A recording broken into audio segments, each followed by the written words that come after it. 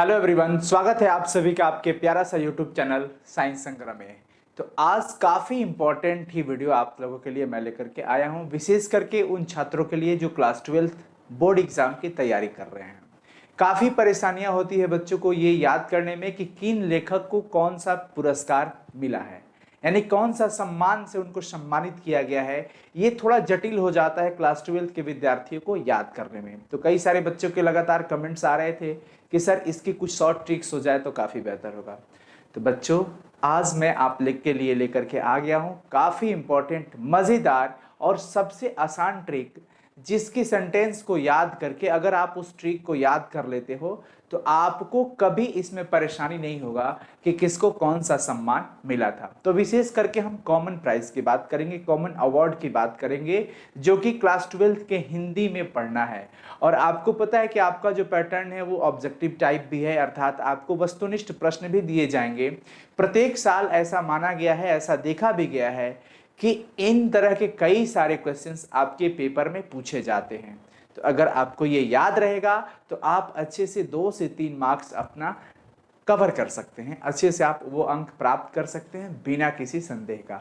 तो चलिए वो ट्रिक को स्टार्ट करते हैं। इससे पहले अगर आप चैनल पे पहली बार विजिट किए हो तो प्लीज़ चैनल को सब्सक्राइब कर लेना और लाइक कर देना वीडियो को। स्टार्ट करते हैं बच्चों। वो ट्रिक क्या है, आपकी क्लास 12 की अगर हिंदी की हम बात करते हैं तो हिंदी में 2 तरह के खंड है, एक गद्य खंड और एक काव्य खंड।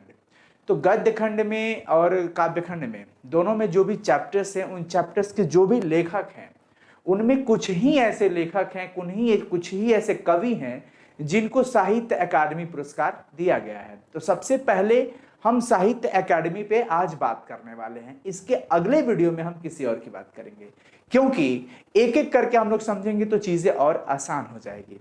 तो चलिए बच्चों, स्टार्ट करते हैं कि साहित्य अकादमी पुरस्कार किनको दिया गया था। आपका एग्जाम काफी नजदीक है, सो प्लीज इस वीडियो को बिना स्किप किए अंत तक देखिएगा। ट्रिक क्या है, आपको एक लाइन याद रखना है, बस आपको एक लाइन याद रखना है। वो कौन सी लाइन है? वो लाइन ये है कि रघुकुल के राम के नाम पर, रघुकुल के राम के नाम पर अशोक और विनोद, अशोक और विनोद, अशोक और विनोद को साहित्य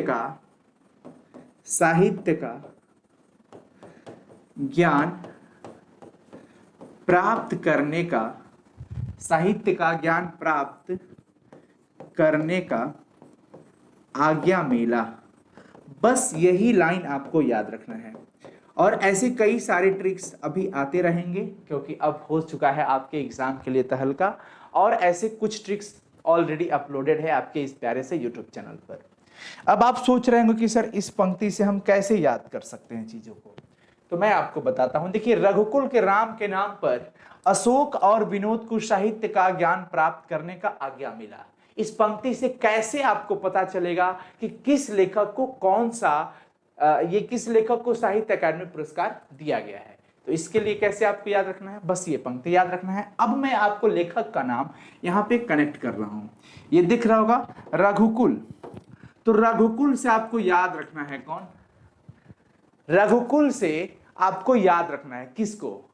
रघुवीर सहाय को। किसको याद रखना है बच्चों? रघुवीर सहाय को। यहां पे मैं लिख रहा हूं रघुवीर सहाय, ये लेखक हो गए। दिख रहा है ना, रघुवीर सहाय, बिल्कुल बढ़िया दिख रहा है। अब हम बात करते हैं राम से किसका नाम आएगा। राम से नाम आएगा बच्चों रामधारी सिंह दिनकर का। एकदम मजेदार है, अच्छे से देखिए, रामधारी सिंह दिनकर का, रामधारी सिंह दिनकर। तो रघुकुल के राम के नाम। अच्छा, अब एक सवाल ये भी आपके मन में है कि नाम से किसका आने वाला है? तो नाम से हो जाएगा बच्चों नामवर सिंह। किसका? नामवर सिंह, जो कि प्रगीत और समाज चैप्टर लिखे हैं। ठीक है ना, एकदम मजे से देखो। उसके बाद है अशोक। अशोक से किसका नाम जाने वाला है सर? तो अशोक अपने आप में एक डायरेक्ट नाम है, आपके काव्य खंड में अशोक वाजपेयी, क्या नाम है लेखक का, कवि का, अशोक वाजपेयी, याद रखना है, अशोक वाजपेयी। फिर आप सोचोगे सर विनोद से, तो विनोद भी खुद अपने आप में एक नाम है बच्चों, विनोद कुमार शुक्ल, विनोद कुमार शुक्ल, विनोद कुमार शुक्ल, जो कि चैप्टर लिखे हैं कविता प्यारे नन्हे बेटे को। साहित्य से आपको याद रखना है वही सम्मान का नाम, अर्थात साहित्य अकादमी पुरस्कार, जिसको हम लोग हिंदी में ऐसे लिखते हैं साहित्य अकादमी पुरस्कार या सम्मान, आप समझ सकते हैं। ज्ञान से भी किसी का नाम जुड़ा हुआ है और उनका नाम है बच्चों ज्ञानेंद्रपति, क्या नाम है, ज्ञानेंद्रपति।